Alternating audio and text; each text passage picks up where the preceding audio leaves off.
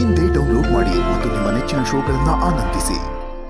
ಹಾಲಲ್ಲಿ ಉಂಡು ತೊಟ್ಟಿಲಲ್ಲಿ ಮಲಗಿ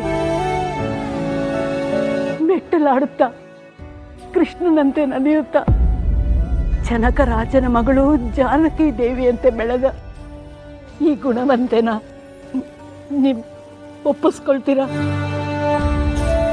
ಒಪ್ಪಿಸ್ಕೊಳ್ತೇವೆ. ನೀವೆಷ್ಟು ಜೋಪಾನವಾಗಿ ಅವಳನ್ನ ಬೆಳೆಸಿದ್ದೀರಿ ಅಂತ ಗೊತ್ತಿದೆ. ನಾವು ಅಷ್ಟೇ ನಾಜೂಕಾಗಿ ಅವಳನ್ನು ನೋಡ್ಕೋತೇವೆ. ಹೆಣ್ಣು ಒಪ್ಪಿಸ್ಕೊಡಿ.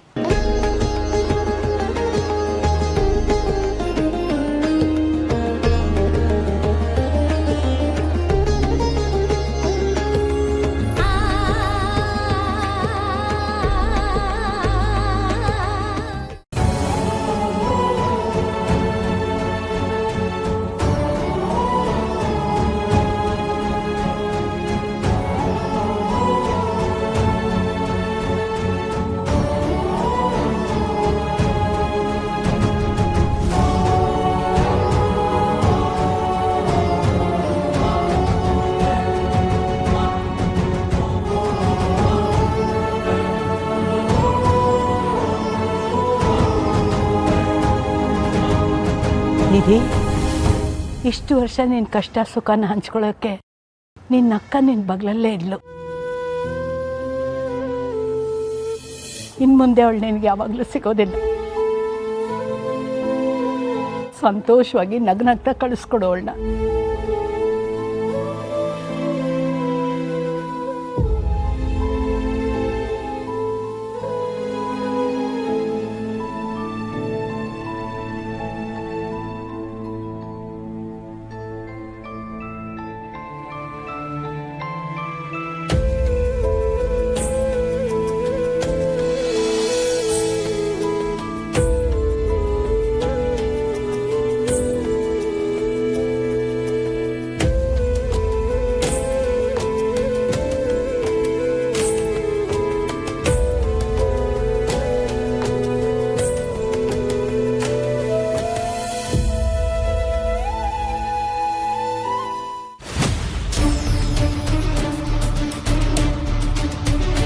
ಇದ್ಯಾಕೋ ಹೇಗೆ ನಿಂತಿದ್ಯಾ?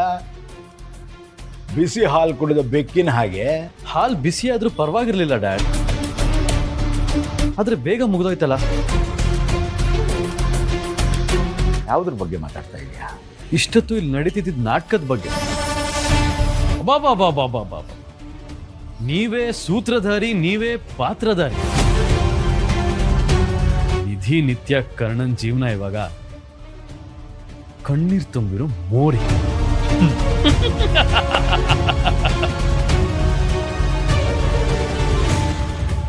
ಡ್ಯಾಡ್, ಇದು ಇನ್ನೊಂದು ಸ್ವಲ್ಪ ಹೊತ್ತಿದ್ದಿದ್ರೆ ಕಿಕ್ಕು ಇನ್ನೂ ಏರಿರೋದು. ಬೇಗ ಮುಗಿಸ್ಬಿಟ್ರಲ್ಲ ಡ್ಯಾಡ್. ಇದಿನ್ನೂ ಮಧ್ಯಂತರ ಕಣೋ. ನಾಟಕ ಇನ್ನೂ ಬಾಕಿ ಇದೆ. ಅದರ ಅಂತ್ಯ ನೀನು ಊಹಿಸೋಕ್ಕೂ ಆಗದೆ ಇರೋಷ್ಟು ಮಜ್ಜವಾಗಿದೆ. ಬಹುಶಃ ಆ 3 ಜನರ ಕಣ್ಣೀರಿನ ಮೋರಿ ಕಟ್ಟಿಕೊಂಡ್ರೂ ಆಶ್ಚರ್ಯ ಏನಿಲ್ಲ. ಮದ್ವೆನೇ ಮುಗಿದ್ಮೇಲೆ ಇನ್ನೇನು ಬಾಕಿ ಇದೆ ಡ್ಯಾಡ್? ನಾನು ಮೊದಲೇ ಹೇಳಿರ್ಲಿಲ್ವಾ ಇದರಲ್ಲಿ 3 ಭಾಗ ಇದೆ ಅಂತ? ಮೊದಲನೇ ಭಾಗ ತೇಜಸ್ ನಾಪತ್ತೆ ಆಗೋದು. 2ನೇ ಭಾಗ ಕರ್ಣ ನಿತ್ಯನ ಮದುವೆ ಆಗೋದು. ಇನ್ನೂ ಒಂದು ಭಾಗ ಉಳಿದಿದೆಯಲ್ಲ. ಇನ್ನೂ ಒಂದು ಭಾಗನ? ಏನದು? ಕತೆ ಆರಂಭ ಬಿಟ್ಕೊಟ್ರೂ ಪರವಾಗಿಲ್ಲ, ಅಂತ್ಯ ಮಾತ್ರ ಬಿಟ್ಕೊಡ್ಬಾರ್ದು. ಯಾಕೆ ಹೇಳು? ನೋಡೋರು ಆಸಕ್ತಿ ಕಳ್ಕೊಂಡು ಬಿಡ್ತಾರೆ. ಇಷ್ಟು ಹೊತ್ತೇ ಕಾದಿದೆಯಂತೆ, ಇನ್ನೊಂದು ಸ್ವಲ್ಪ ಹೊತ್ತು ಕಾಯ್ದು ಬಿಡು. ಮಜಾ ಬೇರೆ ಲೆವೆಲ್ಗೆ ಇದೆ.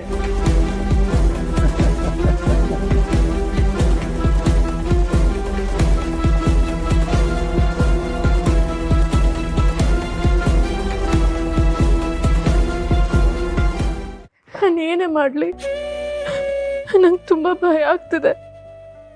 ಇಲ್ಲಿ ಏನು ನಡೀತಾ ಇದೆ, ನಾನು ಏನು ಮಾಡ್ತಾ ಇದ್ದೀನಿ, ಮುಂದೆ ಏನಾಗುತ್ತೆ, ನಾನು ಹೇಗೆ ನಿಭಾಯಿಸ್ತೀನಿ ಅಂತ ಒಂದು ಗೊತ್ತಾಗ್ತಿಲ್ಲ. ನಂಗೆ ತುಂಬ ಭಯ ಆಗ್ತಿದೆ.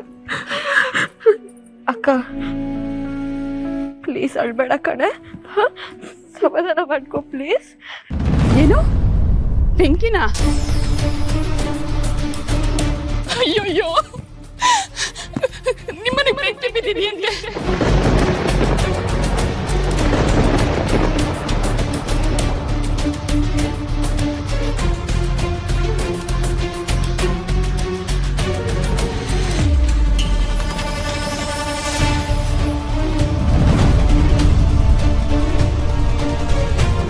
ಅಣ್ಣ, ಏನಾಗ್ತಿದೆ ನನ್ಗೊಂದು ಅರ್ಥ ಆಗ್ತಿಲ್ಲ. ನೀನ್ ಬೇಕಾದ್ರೆ ಬೇರೆಯವ್ರ ಹತ್ರ ಗುಟ್ಟಿಟ್ಕೊ, ನಮ್ಮ ಹತ್ರ ಒಗ್ದೊಗ್ಟಾಗಿ ಮಾತಾಡ್ಬೇಡ. ಒಗಟನ್ನ ಮುಗಿಸೋದಕ್ಕೆ ಅಲ್ವಾ ನಾ ಇದನ್ನೆಲ್ಲ ಮಾಡ್ತಾ ಇರೋದು. 3 ಪ್ಲ್ಯಾನ್ ಮಾಡಿದ್ದೆ, ಆದರೆ 3ಕ್ಕೆ ಮುಕ್ತಾಯ ಮಾಡಬಾರ್ದಲ್ಲ. ಅದಕ್ಕೆ ಆ 4ನೇದ್ರಲ್ಲಿ ಅವರ ನೆಮ್ಮದಿನ ಹಾಳು ಮಾಡಕ್ಕೆ ಹೊರಟೆ. ಅಂದ್ರೆ ನಿಧಿ ನಿತ್ಯ ಮನೆಗೆ ಬೆಂಕಿ ಹಚ್ಚಿದ್ದು?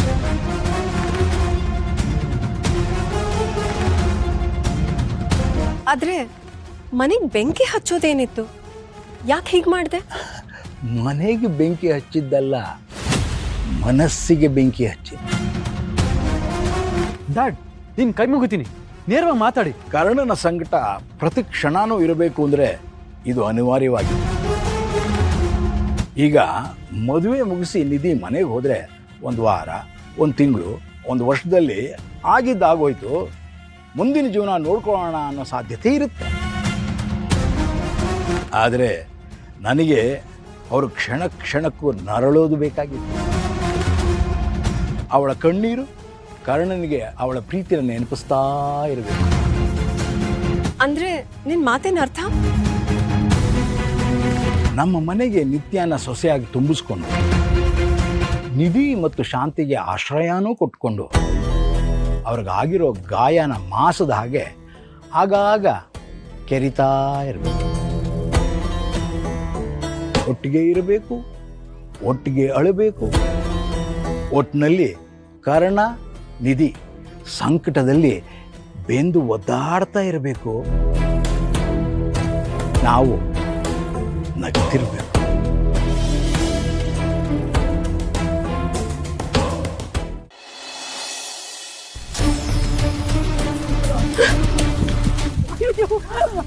ಅಯ್ಯೋ ಅಯ್ಯೋ, ನನ್ನ ಮನೆ ನಿತ್ಯ, ನಮ್ಮ ಮನೆ ನಿಧಿ. ಅಯ್ಯೋ ಬೆಂಕಿ ಕಡೆ ಬೆಂಕಿ.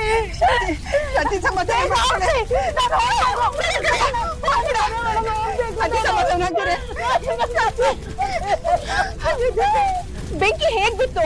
ಏನಾಗಿದ್ದು ಗೊತ್ತಿಲ್ಲ, ಬರೋ ಅಷ್ಟರಲ್ಲಿ ಬೆಂಕಿ ಹತ್ಕೊಂಡಿತ್ತು ಮೇಡಮ್.